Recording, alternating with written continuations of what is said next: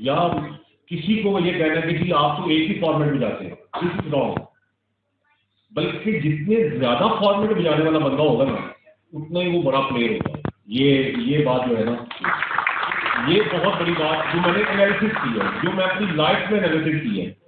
तो मेरे अब्बा जो है वो फोक भी बजाते थे। अब अभी अमेज़ॉन पे मेरे अब्बा की EMI की रिकॉर्डिंग निकली है, 18 आइटम है उसमें, हर आइटम का $2 बिक रहा है। अच्छा जी, वो रिकॉर्डिंग कहाँ से आ रही है? वो EMI ने किसी दौर में इंस्ट्रूमेंटल एक रिकॉर्ड किया था। उसमें कौन कौन से गाने हैं? सम्मी मेरी माँ, अब अहमद साहब ढोलक वाले, पता नहीं पूरा ऑर्केस्ट्रा बैठा हुआ है, तो वो फ्लूट पे सिर्फ ये बज रहा है, सम्मी मेरी माँ मैं वारी डा डा डा डा डा डा। तो ये बज रहा है, लोग मजा ले। अब आज वो $2 का बिक रहा है, और इतना बिक रहा है, इतना बिक रहा है कि लोग उसका मजा ले रहे हैं पूरे ऑर्केस्ट्रा में। तो कौन बजा रहा है? एक बहुत बड़ा क्लासिकल फ्लूट है, जिन्होंने दरबारी पाकिस्तान में बताई कि दरबारी कैसे बजती है और कौन से सुर से बजती है। तो मेरा मतलब ये है कि हम लोग अपने म्यूजिक को बेहतर करने की कोशिश करनी चाहिए, बजाय हम किसी को क्रिटिसाइज करें कि जी ये फॉर्मेट ये बजा रहा है, ये फॉर्मेट ये बजा रहा है। और माशाल्लाह हनीफ साहब भी हैं, इन्होंने बहुत जल्द अपना नाम बनाया है जी। और इन्होंने जनाब मौसीकी में क्लासिकल मौसीकी में अपना नाम बनाया, ठीक है जी। अब ये फिल्म में ये काम नहीं करते, और भी दूसरी जगह पे मैं बैंड के साथ भी काम करता हूँ। पप्पू साहब ने बैंड के साथ काम किया है।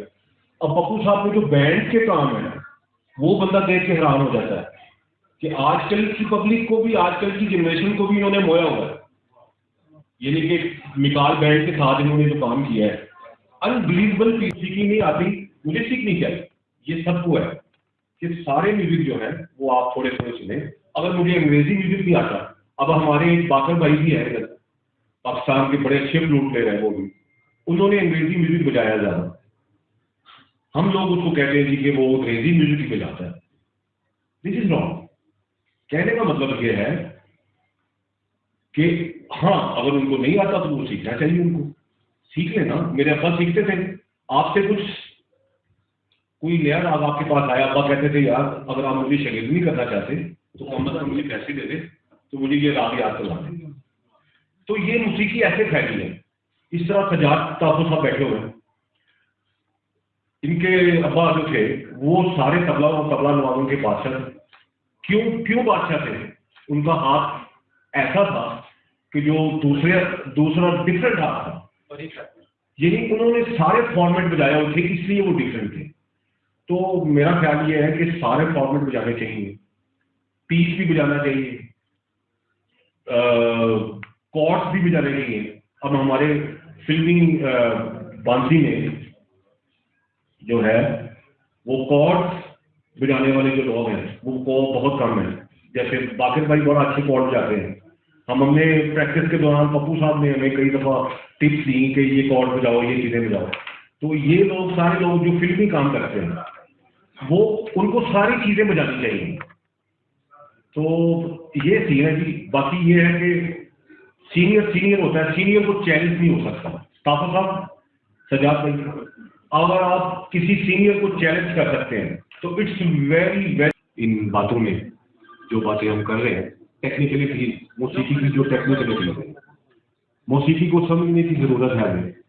क्योंकि मौसीकी जो है वो आपकी छठी सेंस को डेवलप करती है, क्योंकि मौसीकी जो है वो आपकी थेरेपी करती है, क्योंकि मौसीकी जो है वो आपके मसान के साथ खेलती है, क्योंकि मौसीकी जो है वो आपकी रूह के साथ खेलती है। क्योंकि कितने फायदे मैं आपको गिना दूं जो कि शाम हो जाएगी लेकिन मौसीकी के फायदे खत्म नहीं होंगे। बेसिकली इंसान को नीडेड है, जो कि हम आज तक पाकिस्तान के बाद हम नहीं कर सके। अनफॉर्चुनेटली मौसीकी हमारे मुल्क के लिए नीडेड है और नीडेड रहेगी।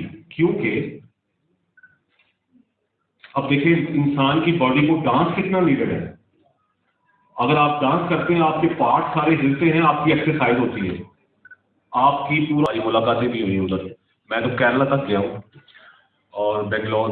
तो मैं अर्ज कर रहा हूँ कि जब वो इंडिया जो है वो अपना सॉफ्ट इमेज बना रहा है सिर्फ म्यूजिक के, और उनको कुछ आता ही नहीं है। मैले मैले से मुंह है उनके, हाँ जी, काले काले से मुंह है उनके, तो अजीब से चेहरे हैं उनके, हाँ जी, अब हाँ भाई इस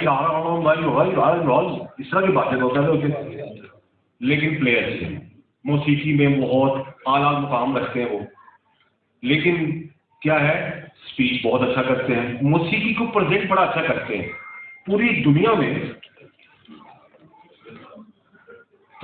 में मौसीकी जो है वो अपना मुकाम बना रहे हैं इंडिया वाले लोग। तो हमें भी चाहिए, रॉब साहब भी बैठे हुए हैं, हम सब साथ जितने बैठे हुए हैं, हमें चाहिए कि हम मौसीकी की ये लोगों को बात करें कि मौसीकी सीखे ताकि आपकी छठी सेंस डेवलप हो। है ये अगर मैं सुनूं, अब देखिए बाहर के मुल्कों में जाए तो आपको लाइब्रेरीज मिलती है। लाइब्रेरीज में क्या होता है कि अगर ये डिप्रेशन का पेशेंट है तो इसके लिए एक लहरा राग उन्होंने डिफरेंट रागों की सिलेक्शन की हुई है। हम तो जाते रहते हैं माशाल्लाह, 4-5 दफा तो मैं पूरा वर्ल्ड फिर गया है, बप्पू साहब भी फिर गया है। तो हम लोग देखते हैं कि यार ये लोग क्या है, इन लोगों को किस तरह ये कितना अपने आप को इन्होंने मतलब कमाल किया हुआ है कि डिप्रेशन के जो मरीज हैं उनको म्यूजिक सुना रहे हैं कि ये वाला म्यूजिक सुनो, रात दुर्गा। अच्छा जी, डिप्रेशन के मरीज जो हैं उनको बता रहे हैं कि जी अब मेरा बेटा साइकोलॉजिस्ट है, नजरबाज वेड़ आ बेटा, नजरबाज इधर है तो नहीं है, तो वो भी मुझे बड़ी बातें बताता है। वो साइकोलॉजिस्ट है माशाल्लाह, मैंने एफसी से पढ़ा है, फिर माशाल्लाह अभी